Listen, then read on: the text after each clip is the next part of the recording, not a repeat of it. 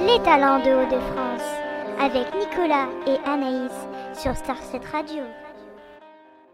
Bonsoir à toutes et à tous, chers auditeurs, auditrices. Donc on se retrouve pour une seconde émission des talents des Hauts-de-France. Donc ce soir nous sommes de 21h à 22h en compagnie du groupe Étrange. Nous aurons Dédale et Vélone. Voilà, c'est Voilà. ça. Donc, un j'espère groupe, que... Donc vas-y, un groupe de progressif cinématique metal. Donc, qu'est-ce que je voulais rajouter? Que j'ai connu dans un magazine Rockerd. Et puis, j'ai le CD à la maison aussi. Et qu'est-ce que je voulais rajouter? Donc oui, là, c'est une émission un peu spéciale, car ce n'est pas du tout un talent des Hauts-de-France. Mais il faut savoir que dans l'émission Talent des Hauts-de-France, on aura aussi des groupes qui n'ont rien à voir avec la région. C'est parce que la web radio dans laquelle est diffusée cette émission se situe en Hauts-de-France, mais cela ne veut pas dire que les groupes y viennent généralement. Donc là, nous avons avec nous Didal. Voilà, c'est ça. Donc, Salut. j'espère que tu vas bien. Écoutez, ça va très bien, je vous remercie pour l'invitation. Tout va très bien. Voilà. Donc, j'aurais pour commencer une première question à te poser, si ça te dérange pas. Hein. Mais non, je suis là pour ça, vas-y. Voilà, donc on voulait savoir, avec Nicolas et nos auditeurs et nos auditrices, comment vous vous êtes rencontrés avec Venom. Alors, donc Vélon, c'est un copain à l'origine de mon frère. Ils étaient étudiants ensemble et nous on se connaissait donc via mon frangin, mais on n'avait jamais envisagé de faire de la musique ensemble. Mais c'est par l'intermédiaire d'un autre copain qui à l'origine devait monter le fameux projet que vous écoutez là. Ils voulaient faire ce groupe tous les deux. On m'a proposé, à moi qui suis guitariste et bassiste dans le groupe, si je voulais juste participer. Et en fait, ce qui s'est passé, c'est que le fameux copain en question n'a pas eu le temps de se consacrer à ce projet-là. Et comme on s'est très bien entendu avec Vélon musicalement pour la composition, on a décidé de monter ce projet à deux. Et on a trouvé très très vite le concept du groupe, le concept de science-fiction. Et puis voilà, on s'est dit pourquoi pas sortir un album. Et donc ça c'était milieu d'année 2017 à peu près. On a commencé à composer et vers fin d'année 2017 on s'est dit qu'on allait faire un album, quoi. Donc voilà comment a commencé l'aventure étrange. D'accord. Donc je vais passer à ma question. D'où vous est venu justement le nom de Étrange? L'idée. Alors, c'est une excellente question. Alors, moi de mon côté, à mes heures perdues, je fais un petit peu de dessin, de design comme ça, juste pour le fun. Et j'avais dessiné le logo de Étrange pour un projet qui n'existait pas à l'époque. Et ça faisait à peu près 10 ans que je l'avais dans des cartons, quoi. Et donc quand on a monté ce projet, on voulait faire donc du métal progressif. On s'est dit que ça pourrait coller un petit peu à l'univers. Donc j'ai sorti le logo et puis voilà, on avait le logo, on avait le nom et tout de suite on s'est dit allez, pourquoi pas, quoi. Un nom français en plus qui n'était pas utilisé. Donc voilà, on s'est mis d'accord tout de suite avec Vélon et puis voilà.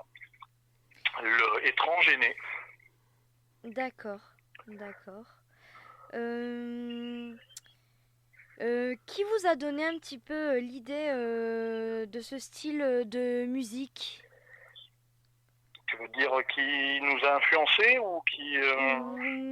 Oui, qui vous a voilà, influencé pour trouver l'idée en même temps de ce style de musique particulière, je vais dire. Alors, je pense que Vélon en parlera aussi un petit peu de son côté, mais on a D'accord. un passé musical assez riche. Mhm. On est tous les deux nés dans le métal, on a tous les deux baigné dedans. Moi, très jeune, j'ai commencé à écouter du thrash, du heavy, du thrash. J'ai évolué en écoutant du prog et aussi des musiques plus ou moins extrêmes, du black, du death, du brutal death. D'accord. Et j'ai joué donc moi de mon côté dans des groupes de heavy et de death. Et j'avais pas de projet là à ce moment-là. J'avais envie déjà depuis quelques années j'avais envie de monter un groupe de prog. Et plus particulièrement un projet instrumental. J'avais déjà à l'époque, début 2000, quand je me suis mis à la musique assistée par ordinateur, j'avais déjà commencé à enregistrer des morceaux instrumentaux, mais c'était resté dans un carton. Et tous les deux avec Vélon, je pense que lui aussi parlera de son expérience passée, on avait envie de concrétiser ça, quoi, de faire une musique qui parle sans avoir de paroles, justement. Donc mélanger un petit peu tous les genres, passer du métal au rock, à des passages extrêmes, mettre un petit peu de fusion, voilà, sans forcément être trop démonstratif dans la technique, mais juste faire quelque chose de mélodique, qui soit écoutable, avec des morceaux plus ou moins longs, et puis voilà, raconter une histoire, quoi.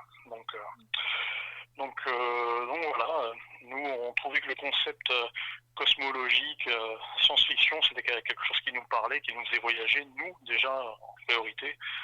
Donc on est parti tous les deux, on est fascinés par l'espace, donc on est parti dans ce délire-là. On s'est créé une petite histoire dans notre tête, et après, à travers la musique, c'est à chaque auditeur de se créer sa propre histoire à partir des titres des morceaux, quoi. D'accord. Voilà, j'espère que j'étais assez clair. Oui, t'inquiète pas, tu as été assez clair, t'inquiète. Et justement, moi j'avais une autre question. Est-ce que vous aviez aussi justement des projets cinématiques quand vous faites de la musique cinématique, de pourquoi pas réaliser des musiques pour intégrer dans des films, etc. Ah, ça c'est une très bonne question. Je pense que oui, ça serait un projet qui serait à mettre en place, qui serait, je pense, très compliqué. Je ne sais pas si j'aurais le talent suffisant et puis pour faire ça, parce que pour coller à l'image, tu vois, je pense ça demande une certaine méthode, et je sais pas si moi j'ai cette méthode-là. C'est vrai que c'est un métier qui me plairait, quoi. C'est vrai que j'adore les compositeurs de musique de film, Basil Polidoris, par exemple, Conan le Barbare, Chef Killard pour Dracula, John Williams qui fait voyager. Donc, mais bon, là, on tape quand même dans le haut du panier, quoi. Je vais rester modeste, hein. Donc, non, je pense pas arriver à la cheville de ces gens-là. Mais ouais, c'est quelque chose qui me plairait, oui, c'est sûr. Peut-être plus à Vélon, hein, parce que lui, il a aussi un bagage classique. Puisque lui, il s'occupe des claviers, piano. Donc, je pense que lui, c'est quelque chose qui lui plairait bien aussi. Et les musiques de jeux vidéo aussi, ça, je pense, ça le brancherait bien. Ça. Voilà. D'accord. Est-ce que là, dans les prochains mois ou prochains jours, vous prévoyez des nouveaux projets, par exemple la venue, pourquoi pas, d'un nouvel album ou des nouveaux sons, toujours peut-être dans le style du premier album, mais est-ce que vous, par exemple, vous avez prévu, toi et Venom, de prévoir, par exemple, éventuellement un prochain album? Oui. Alors, nous, déjà, on est, géographiquement parlant, on est très éloigné avec Vélon. Donc, on se voit jamais. Quasiment jamais. Donc on travaille que par internet. En fait, on s'envoie les projets, on compose et on répète pas, on n'a pas pour ambition de faire des concerts. En revanche, ce qu'on voudrait faire, c'est continuer à faire des albums tant qu'on a l'inspiration, et puis l'inspiration, elle est là. Donc on travaille actuellement sur un deuxième album. D'accord. D'accord. Mais bon, il faut être patient, hein, parce que ça va être... on fait ça sur notre temps libre et on va mettre... Enfin, on essaie de faire les choses bien. Donc ça peut prendre encore un an ou deux, quoi. D'accord, Voilà. d'accord. Donc ensuite, je pense que vous avez fait le tour au niveau de vos influences musicales. Il me semble que on avait fait le tour. Ça, oui, on le Donc, faisait.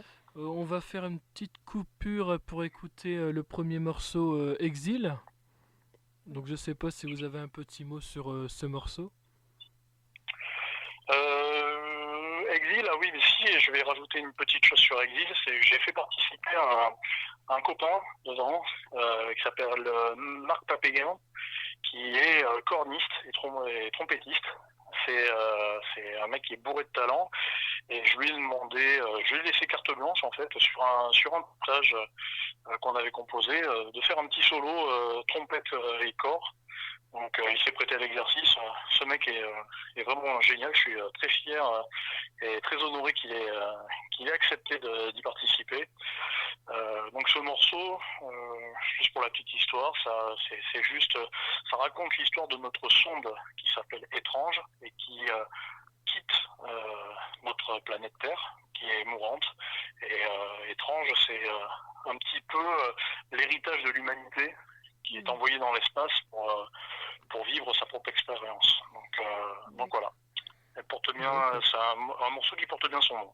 Donc, Voilà. à travers tout ça, on peut aussi ressentir aussi peut-être un message aussi. Je pense à travers votre musique.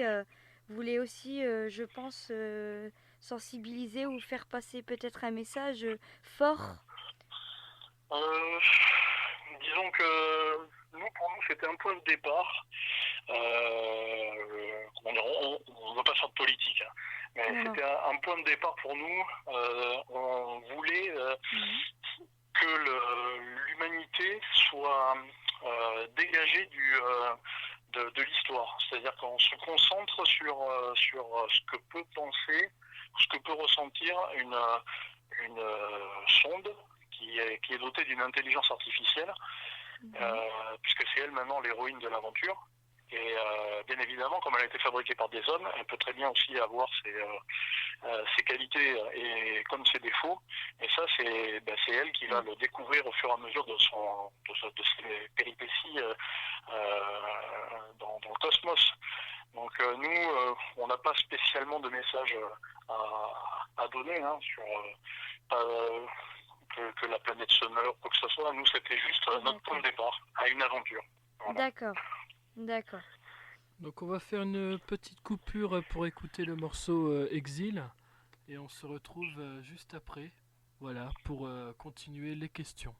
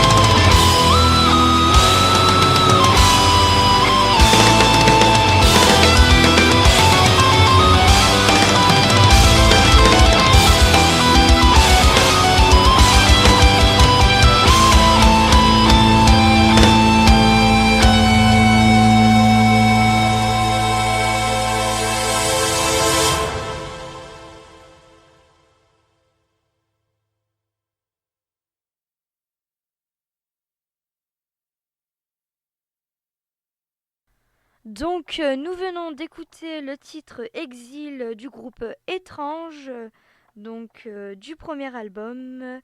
Donc, nous allons reprendre les questions avec Dédale, si ça te dérange pas. Non, je suis là pour ça me fait plaisir.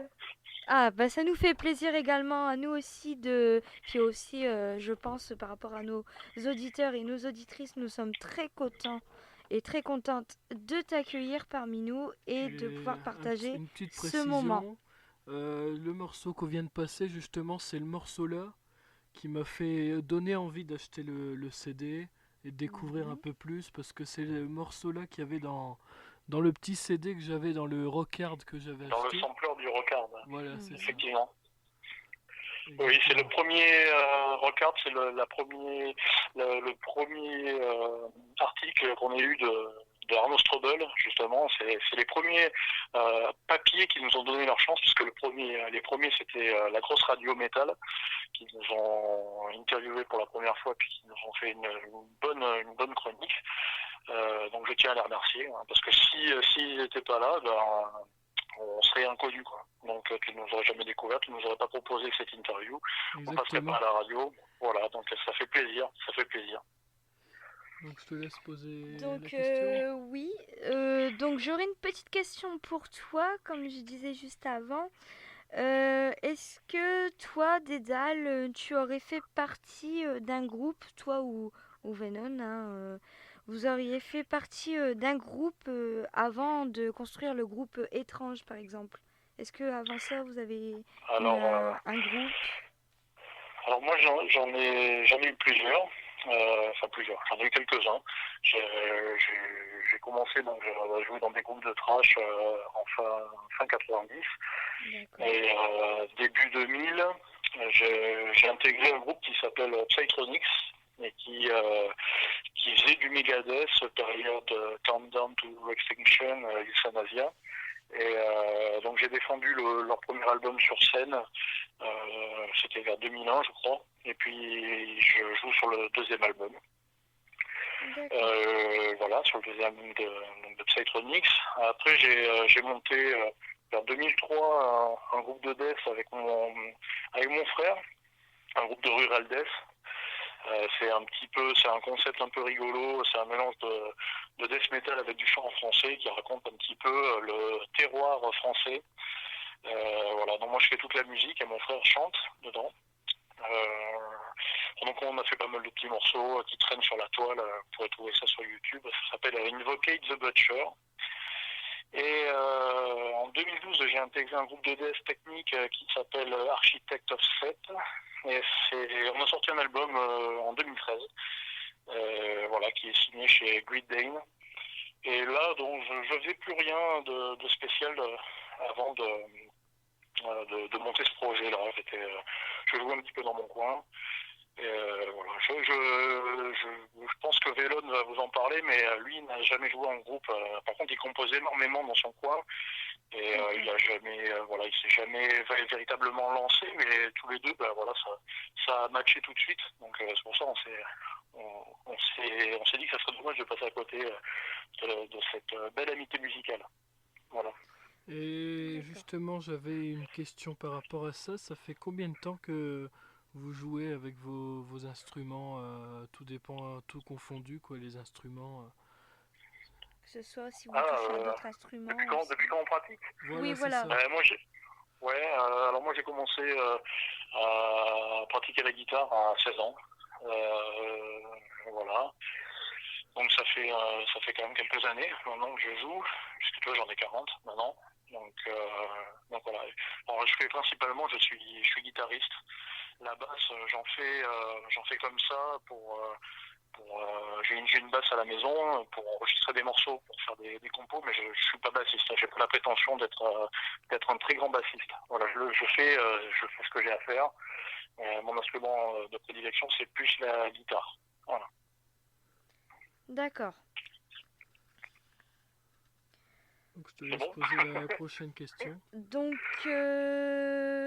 comment s'est passé le confinement pour toi, par exemple Comment ça s'est passé, dis-moi, Dédale, le confinement? C'était une expérience assez particulière parce que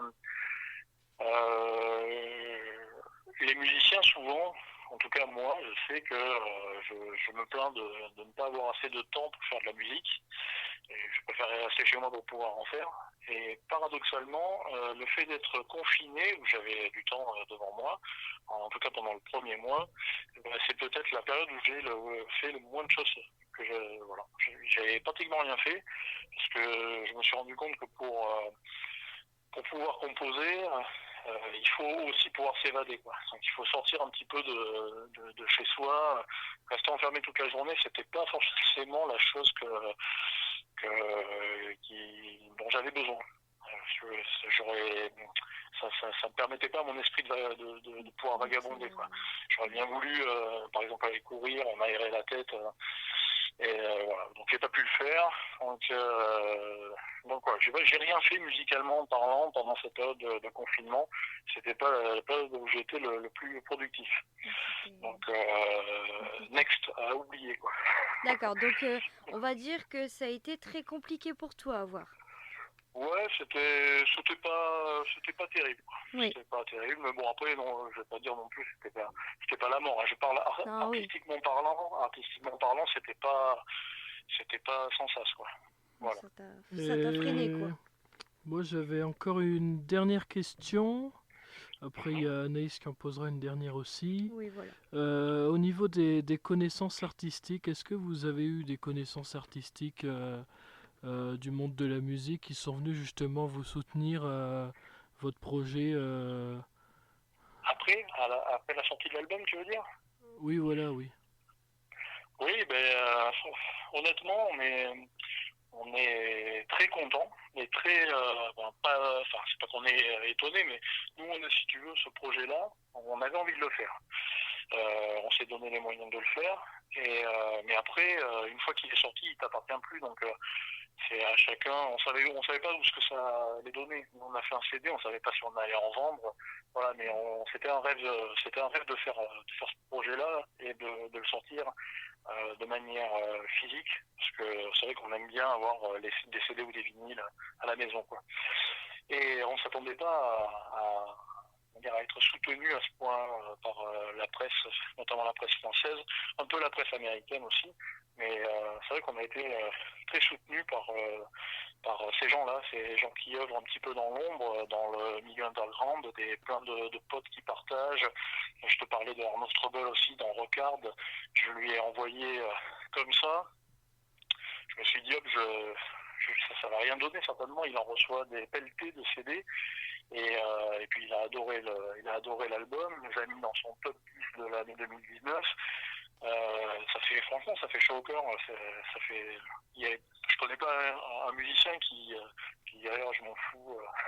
Non, je suis très touché de l'accueil de cet album. Pour nous, c'est que c'est un message fort, et ça nous donne, même si on le fait pour nous, ça nous donne vraiment envie de continuer. On se dit que finalement, ça vaut le coup de passer du temps, de dépenser de l'énergie à faire. Ça donne envie de continuer, de poursuivre cette aventure-là. Et justement... En parlant de l'album, on voulait savoir avec Nicolas, et nos auditeurs et auditrices seraient ravis de savoir où a été, si ce n'est pas indiscret, où a été enregistré l'album. Si vous avez... tu vois, non, c'est pas indiscret. L'album a été enregistré chez nous, chacun chez nous. D'accord. Tu vois, on a tous les deux un ordinateur, on a le matériel nécessaire pour enregistrer, donc c'est pas du matériel professionnel, mais voilà, on a appris à l'utiliser avec le temps, et tout est fait maison. Donc chacun enregistre ses parties chez lui. Et c'est Venom qui se charge après de tout mixer, mixage, mastering, la mise en place de tout le projet, parce que lui il fait la programmation et les claviers, moi je fais donc guitare basse, voilà. Donc en fait c'était juste des échanges, on s'échange ça via internet, et puis après on en discute. Je crois que la base de notre travail, c'est la discussion, énormément de discussions, puisqu'on ne se voit jamais. Donc on s'envoie les fichiers, on en discute, on écoute, on se dit, bon, ça on le vire, ça on garde, ça il faut monter les basses, les ceci, enfin bon. Voilà, tout se fait à distance. Pour vous dire, on s'est vu une seule fois entre 2017 et aujourd'hui. Voilà. D'accord. Donc, on est trop loin l'un de l'autre. On s'est vu une fois pour faire des photos. Parce que Vélon est photographe aussi à ses heures perdues, donc c'est lui qui a fait les photos que vous retrouvez à l'intérieur de l'album. D'accord. Voilà. Et du coup, on a fait le tour des questions. On va retrouver tout à l'heure justement Vélon. Voilà. Et donc, on va se quitter sur le titre Titan. Donc, je sais pas si vous avez un petit mot à dire sur ce morceau. C'est le morceau, je pense, le plus péchu de l'album. C'est un genre de trash death avec un peu de blast. Donc, je sais pas si les auditeurs sont familiarisés avec ce style de batterie. Mais voilà, ça fait partie un peu des ambiances qu'on peut rencontrer dans l'album. Il y a des parties un petit peu lounge qui peuvent faire musique d'ascenseur, et puis parfois des parties avec du blast un peu plus péchu. Ça permet d'avoir des nuances dans l'album qui durent quand même presque 48 minutes. Donc pour pas s'ennuyer, il faut créer des rebondissements dans les morceaux. Donc celui-ci, c'est donc le deuxième morceau de l'album. Je pense que c'est le morceau le plus bourrin de l'album. Donc voilà, il y a un petit passage un peu à la bac en plein milieu qui fait penser un peu à Il était une fois la vie. Je sais pas si vous vous rappelez le dessin animé, le vieux dessin animé, l'intro du vieux dessin animé qui était un petit peu comme ça, une intro à la bac. Et ben voilà, c'est ça. D'accord, donc en tout cas, on te remercie d'avoir participé à notre émission, et puis on va écouter le morceau Titan. Si tu aurais des petites dédicaces à passer par-ci par-là, je sais pas si tu as des petits coucous à passer à tout le monde. Je vais faire un petit coucou à tous mes potes qui me soutiennent, à notre manager Kiki, à tous à Adrien aussi, le chroniqueur de la grosse radio, qui a été le premier à nous offrir une chronique, Arnaud Strobel, et puis il y en a tellement, donc voilà, tous ces potes-là, mon frangin, et puis à tous ceux qui nous écoutent, quoi. Voilà. D'accord. Donc merci pour tout. On se retrouve tout de suite avec Vélone, et puis on va écouter le morceau Titan. À tout de suite.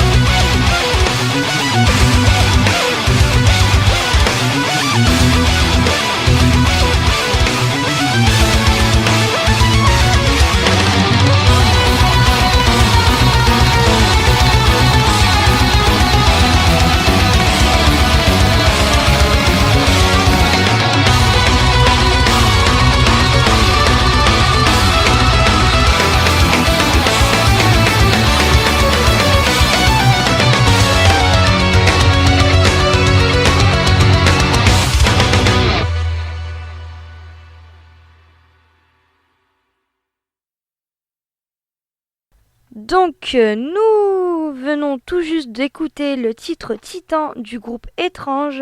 Donc, nous avons un invité qui nous a rejoint à l'instant. Donc, c'est Venon. Donc, bonjour à toi. J'espère que tu vas bien. Bonjour. Oui, très bien, merci. Et toi? Très très bien. Nous c'est-à-dire Nicolas, moi et les auditeurs auditrices, nous sommes ravis de t'avoir parmi nous ce soir. Donc, ben voilà, tu nous as dit que tu allais bien. Donc, j'ai une petite question à te poser si ça ne te dérange pas, hein, bien sûr. Vas-y. Donc, comment vous vous êtes rencontrés avec Didal comment et où vous vous êtes rencontrés avec Didal? Explique-nous tout. Alors, Didal et moi, on se connaît depuis de nombreuses années, en fait. C'est le frère d'un pote avec qui j'ai fait une partie de mes études. D'accord. Donc, voilà, donc ça fait plusieurs années qu'on se connaît, plus de 10 ans même, si je réfléchis bien. Après, on a collaboré musicalement récemment, puisque l'aventure étrange a commencé au tout début en 2017.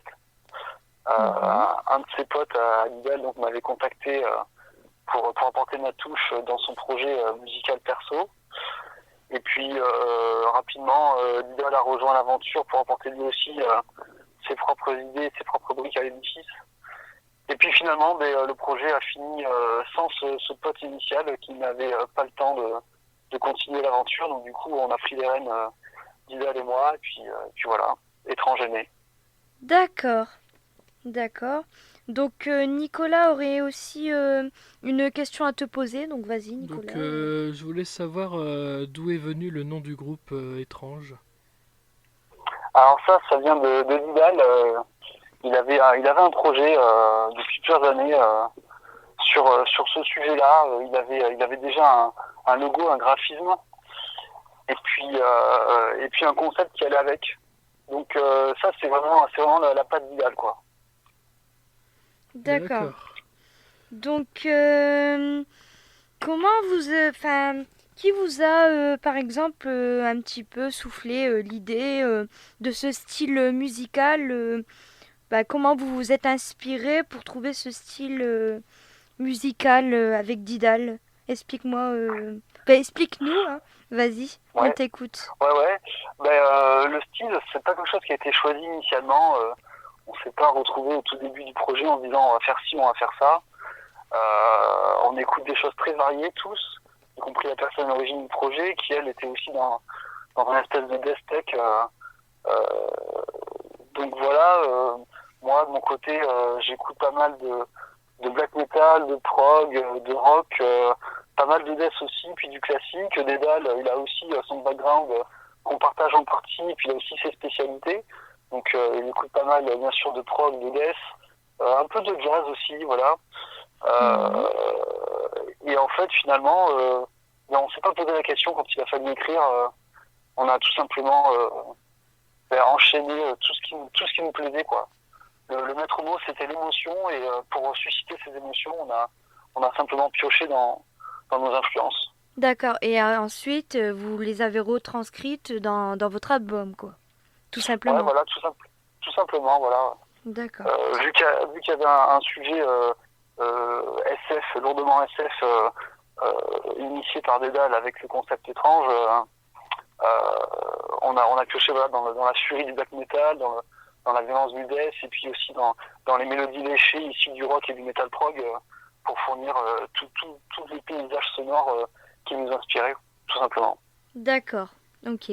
Donc vas-y Nico, je pense que tu as une bonne question là, intéressante. Et donc moi j'avais posé la question à Didal et il m'avait plus dit que c'était plus vous, avec votre piano, qui serait plus porté pour pourquoi pas avoir des projets cinématiques, c'est-à-dire avoir une musique dans un film créé par vous, par rapport en fait à votre style de étrange. J'aurais voulu savoir si vous avez peut-être des projets de faire des musiques pour justement un film cinématique, quoi. Alors, ouais. Au début, je comprenais pas la référence à ce qu'allait tu dire Didal, mais là, je crois voir.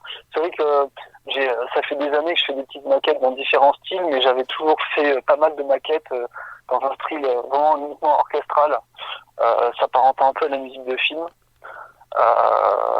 Mais non, j'ai pas de projet en parallèle dans ce truc-là parce que faute de temps quoi. Malheureusement, les journées ne font que 24 heures et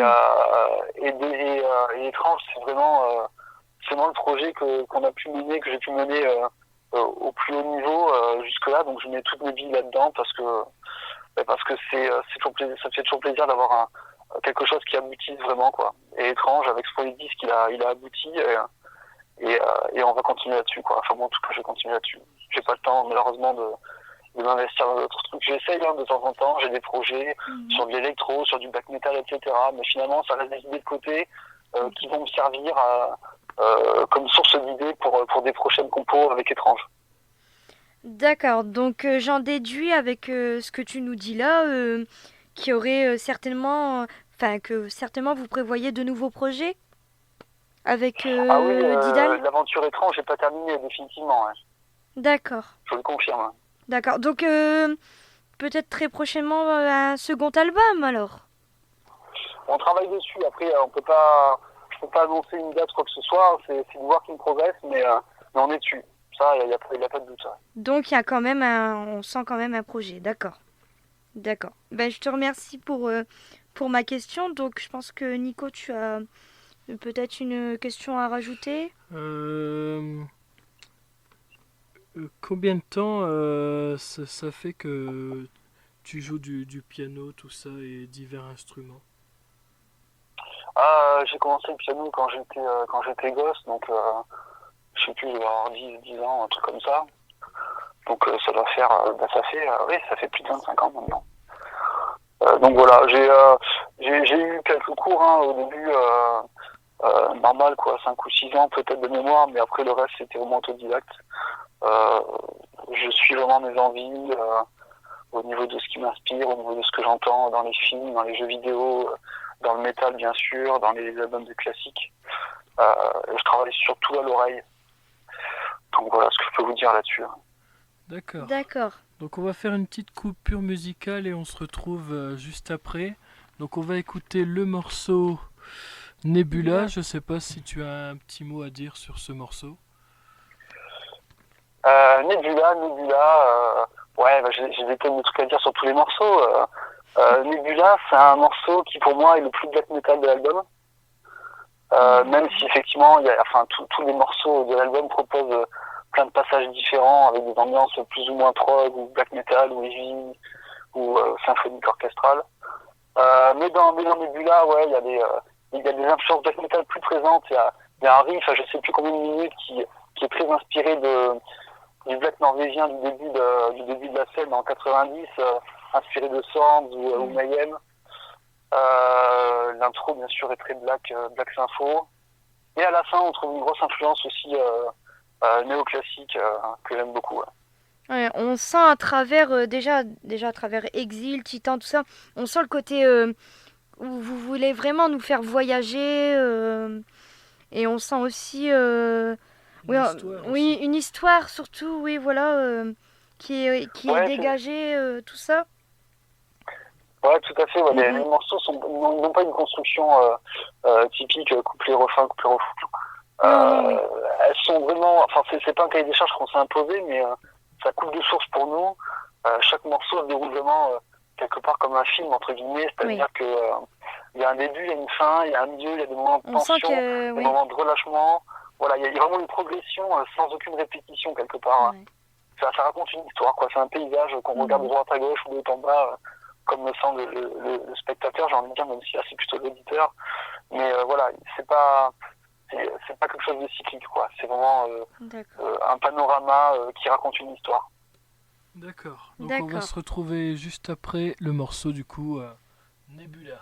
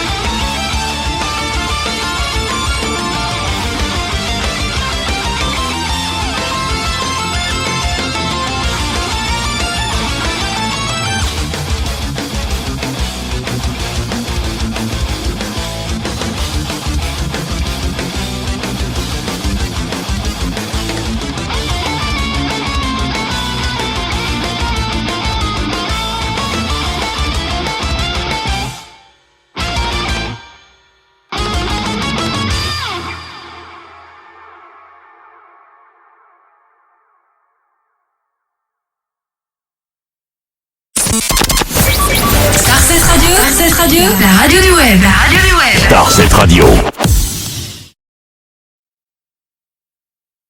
Donc nous venons d'écouter Nebula, donc un titre, le troisième titre morceau qu'on a choisi de l'album du groupe Étrange. Donc nous sommes toujours en compagnie de Venom. Donc j'aurais une petite question à te poser. Si tu pouvais nous décrire ton parcours musical. Mais comme on avait évoqué précédemment, j'ai une formation essentiellement de piano. Hein. D'accord. J'ai commencé jeune. On va dire que j'ai surtout appris par moi-même, même si j'ai eu quelques cours au début. J'ai écouté du métal. Je me suis mis au métal à l'adolescence, on va dire. Je pense que c'est un cursus classique parmi les gens qui écoutent du métal. J'ai pas mal aussi d'influence sur les musiques de films que j'ai beaucoup regardées quand j'étais gosse, tous les films des années 80 et 90 qui m'ont pas mal influencé. Et aussi les musiques des jeux vidéo, des consoles 8 bits et 16 bits. Ça, c'est vraiment quelque chose qui m'a marqué aussi parce que je trouvais qu'à cette époque-là, en fait, avec la limite technique du matériel porté par les consoles, ils étaient obligés de trouver des mélodies ultra catchy et des rythmiques simples mais efficaces pour que malgré la simplicité du son, ça puisse percuter chez l'auditeur ou le joueur en l'occurrence. Et ça, je trouve que c'est quelque chose qui s'est perdu après. Ça s'est perdu avec la qualité des samples utilisés, où là, du coup, ils se sont plus trop foulés, j'ai l'impression, pour produire des belles musiques, quoi, des bonnes musiques. On n'a plus des musiques comme Castlevania, etc., la musique de Megaman, Oui. même de Mario, enfin, tous ces trucs-là, comme ça, je sais pas comment dire. Les jeux, tout ce qui était jeux dans le temps, tout ça, enfin, Ouais. oui, ça vous a inspiré, quoi. Ouais, ça nous a inspiré définitivement parce que, comme je disais, ces musiques-là, elles étaient limitées à 3 ou 4 pistes en fait à l'époque parce que les chipsets étaient super basiques et du coup, au niveau du son, c'était vraiment basique. Donc il fallait qu'ils trouvent une super mélodie, une super rythmique, une petite ligne de basse et puis basta quoi. Et ça fonctionnait. Aujourd'hui, on peut dans les jeux ou même dans les films, hein, parce qu'aujourd'hui les films, très peu de films aujourd'hui font appel à un vrai orchestre. Grâce au VST, aujourd'hui, tout est fait en studio. Et ça s'entend, quoi. On entend toujours les mêmes accords, toujours les mêmes progressions, les mêmes tonalités. On peut vite faire son effet avec une bibliothèque qui propose des samples très réalistes, sans trop se soucier finalement de la qualité, de la recherche de la mélodie. D'accord. Donc voilà, ouais. On Après, au niveau de... Ouais.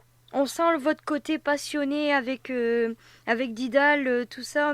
Ça se ressent à travers, déjà, comme j'avais peut-être expliqué ou que j'avais déjà évoqué avec Didal, on sent votre côté passionné et aussi comme les messages que vous voulez nous transmettre, tout ça. Je disais aussi avec Didal juste avant de vous avoir avec nous, Venom, que... Enfin oui, puis comme vous avez expliqué, Castlevania, enfin voilà, on sent votre côté avec les jeux, tout ça, la passion.